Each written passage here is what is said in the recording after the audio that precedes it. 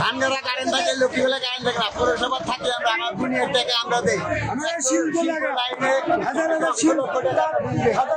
জমি কাটাইতেছি, আমাদের কাছে থাকে না, আমাদের কেউ দেয়ার মানুষ নাই।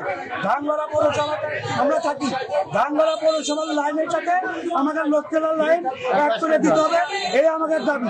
এই যদি দাবি আমাদের না মানে এখন আমরা কঠিন ব্যবস্থা নেওয়ার চেষ্টা করবো।